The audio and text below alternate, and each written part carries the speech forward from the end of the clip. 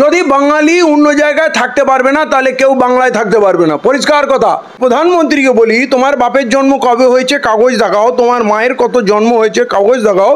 আর যদি না পারে তখন যদি চেলা কাঠ ধরে ওই প্রধানমন্ত্রীকে দৌড় করিয়ে দেয়, আর দেশের মালিক তো জনগণ।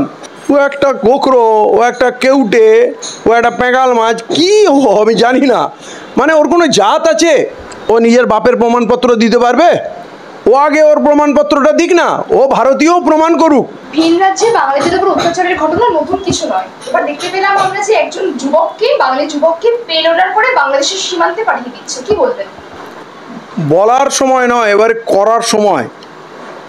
কারণ যে বাদরামুটা বিজেপি সরকার করছে এবং যার নেতৃত্ব স্বয়ং নরেন্দ্র মোদী দিচ্ছে, আরে যদি আইনের লড়াই হতো তাহলে তুমি বৈধ মানুষের কাগজপত্র চেক করার অধিকার রাখো, এবং সে যদি প্রকৃত বাংলাদেশি থাকে তাকে যদি বাংলাদেশি তুমি প্রমাণ করতে পারো, তাহলে তো অ্যাটলিস্ট যে রাজ্যের মানুষ সেই রাজ্য সরকারের সঙ্গে তাকে আলোচনা করা উচিত, তথ্য বিনিময় করা উচিত। নাকি পেলোডারে করে ওই পারে ফেলে দিলে এইটা কোনো সমস্যার সমাধান হলো? তো কত লোককে পেলোডার দিয়ে ফেলবে? আসলে এরা একটা নিউজ ক্রিয়েট করতে চাচ্ছে, উত্তেজনা করতে যাচ্ছে, ভাইরাল হতে যাচ্ছে। আর আমার কথা হচ্ছে, যেই পরিমাণ বাঙালিদের ওরা অত্যাচার করেছে পুরো ভারতবর্ষে, এবং যেভাবে প্রকৃত ভারতীয়দের যারা জমির দলিল থেকে আরম্ভ করে সমস্ত তথ্য দিচ্ছে তাদের উপরে অত্যাচার করছে, এদের পাল্টা মার না দিলে হবে না। এরা কিন্তু আইন মোতাবেক চলছে না, আইন হলে আলাদা কথা। এবারে আমি যদি প্রধানমন্ত্রীকে বলি তোমার বাপের জন্ম কবে হয়েছে কাগজ দেখাও, তোমার মায়ের কত জন্ম হয়েছে কাগজ দেখাও, আর যদি কাগজ না দেখাতে পারে, ধরুন পশ্চিমবাংলায় সভা করতে এসছে, পাবলিক গিয়ে তার বললো বাপের মায়ের জন্মের সার্টিফিকেট দাও, আর যদি না পারে তখন যদি চেলা কাঠ ধরে ওই প্রধানমন্ত্রীকে দৌড় করিয়ে দেয়, আর দেশের মালিক তো জনগণ। যার কাগজ না থাকবে তাকে আপনি পেলোডার করে ফেলে দেবেন। আমি জানি না ওর কাগজ ছিল কি ছিল না, এমন অনেক ভারতীয় যাদের কাগজ আছে, বৈধ পরিচয়পত্র হচ্ছে, তাদেরকে গিয়ে সুন্দরবনে ফেলে এসছে এই সরকার। তাহলে আমি বলছি বাঙালির আস্তিন গুটানোর সময় এই বিজেপি নেতাদের ঠেঙিয়ে বাংলা থেকে দূর করে দিতে হবে। বাংলায় কোনো বিজেপি নেতা পা রাখতে পারবে না।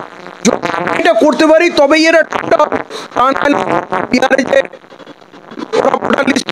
যে সেই সার্ভে এখানে করবে, তারপরে 1 কোটি 2 কোটি বাঙালিকে, আমি হিন্দু মুসলমানের মধ্যে একেবারে যাচ্ছি না, আমি বাঙালির কথায় বাঙালি বলছি, 1 কোটি 2 কোটি মানুষকে ভোটার লিস্ট থেকে নাম সরাবে, ভোটে জিতে ক্ষমতায় আসবে, তারপরে মানুষের রেশন কার্ড আধার কার্ড সব বাতিল করে দেবে, ব্যাংক অ্যাকাউন্ট সিল করে দেবে, মানুষকে একটা সস্তা লেবার বানিয়ে দেবে, মানে তুমি বেঁচে থেকে মারা যাবে এমন একটা অবস্থা করে দেবে। তো আমরা কি এই সিপিএম কংগ্রেস তৃণমূলের ভরসায় দিন গুনতে থাকবো, নাকি কোমর কষবো, বাঁশ ঝাড় কাটবো আর মেরে একেবারে পগার পার যাকে বলে বাংলায় ঢুকতেই দেবো না?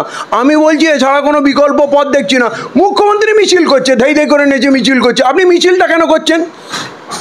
আসামে মারছে, গুজরাটে মারছে, বিহারে মারছে, উত্তরপ্রদেশে মারছে, আমার ঝাড়খণ্ডে মারছে, আপনি একবারও বলেছেন আপনি অর্ডার দেন বাংলা থেকে সবকে আমরা খেয়ে দিয়ে দেবো, কত ধানে কত চাল হয় বুঝুক। যদি বাঙালি অন্য জায়গায় থাকতে পারবে না তাহলে কেউ বাংলায় থাকতে পারবে না, পরিষ্কার কথা। তখন আমরা মুখ্যমন্ত্রীর কথাও শুনবো না, মুখ্যমন্ত্রী দালালি করতে থাকুক, গুজরাটি ব্যবসায়ীদের, মারবাড়ি ব্যবসায়ীদের দালালি করতে থাকুক, মোদি আদানি আম্বানি RSS এর দালালি করতে থাকুক, আমরা কিন্তু একটা সময়ের পর মানবো না। মুখ্যমন্ত্রীও রুখতে পারবে না। যদি বাঙালির গায়ে হাত পড়ে, আমরা বলছি আমরা বাঁশ ঝাড় কাটবো, আমরা দৌড় করিয়ে দেবো, বাংলা থেকে বার করে দেবো। এইটা আমরা অত রক্ত দিয়ে ভারতকে এই জন্য স্বাধীন করিনি, সব থেকে বেশি রক্ত বাঙালি দিয়েছে, আর আজকে বাঙালিদের কুকুর বিড়ালের মতো ব্যবহার করবে, এইটা আমরা মানবো না।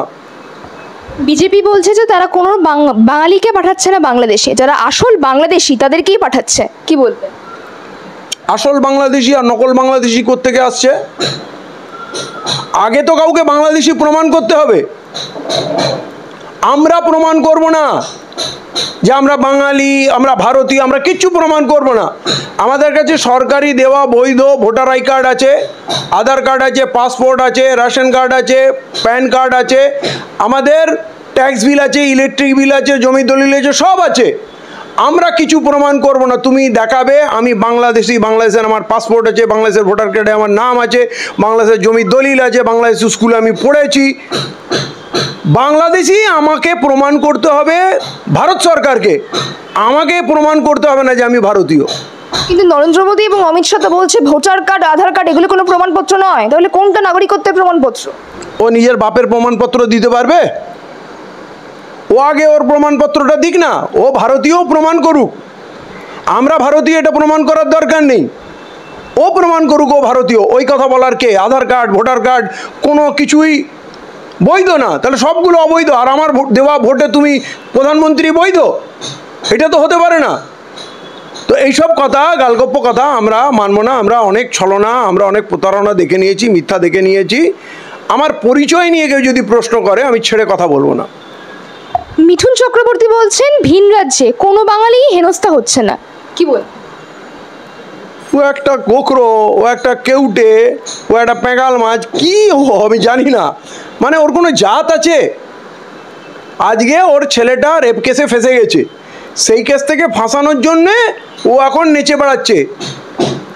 আমি জানি না মিঠুনও কত রেপ কেসে আছে, যেন বিজেপি যারা থাকে তারা ধর্ষণ বা এই ধরনের কাজে সিদ্ধহস্ত থাকে। তো কি তার গোপন তথ্য মোদিজির হাতে আছে যার জন্যে এই কথাগুলো করেছে? যখন মৃগয়া করেছিল, ফিল্ম ইন্ডাস্ট্রিতে ডিস্কো ডান্সার করেছিল, বাঙালির গর্ব হয়েছিল, বেস্ট ডান্সার হয়েছে, এগুলো একটা অধ্যায় ছিল। এবং তখনও মানবিকও ছিল, অনেক গরিব মানুষকে সাহায্য করেছে, দুস্থ মানুষকে সাহায্য করেছে, ওর একটা ইতিহাসও আছে, কিন্তু ভালো ইতিহাস। কিন্তু আজকে ও কোথায় ফেসেছে? মোদি ওকে ব্ল্যাকমেল করছে, ওকে দিয়ে এই নোংরা কথাগুলো বলাচ্ছে। বাঙালি কোথাও হেনস্থা হচ্ছে না, তাহলে যাদের হেনস্থা হচ্ছে তারা বাঙালি না তো তারা কি? তো এই মিথ্যা কথাগুলো মোদির সঙ্গে থেকে ও শিখেছে। গতকাল মিঠুন চক্রবর্তী একটি প্রেস কনফারেন্সে কুণাল ঘোষের নাম শোনায় ডিজিটাল মিডিয়ার একটা বুমকে ছুঁড়ে ফেলে দিয়েছেন, কি বলবেন?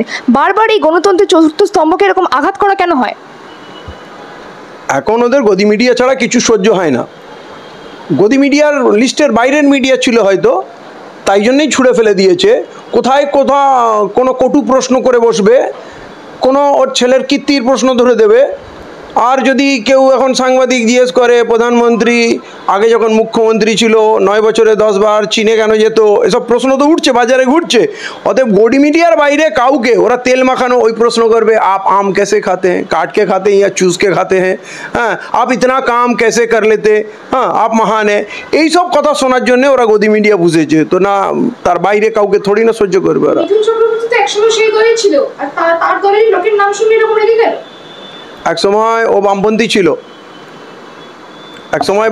ছিল, নকশাল ছিল, জানি না কত খুন খারাপা করেছে, আমার রেকর্ড নেই, কিন্তু শুনেছি ওই সব কাজগুলো করতো। অতএব আজকেও ফেঁসে গেছে, বুড়ো হয়েছে, দুর্বল হয়ে গেছে, হ্যাঁ ক্ষমতা নেই। আর যখন দেখছে সবাই বিক্রি হয়ে গেছে, CBI, ED, reserve bank, chief election commissioner সব ওই দিকে চলে গেছে, রিজার্ভ ব্যাঙ্কের এই সুপ্রিম কোর্টের জাজগুলো বিক্রি হয়ে গেছে, রাজ্যপাল, বাকি সব এজেন্সি বিক্রি হয়ে গেছে। তো আমাকে বাঁচাবে কে? নিজেকে বাঁচাতে ওই খাতায় চলে গেছে, এখন ওদের ইশারায় নাচছে।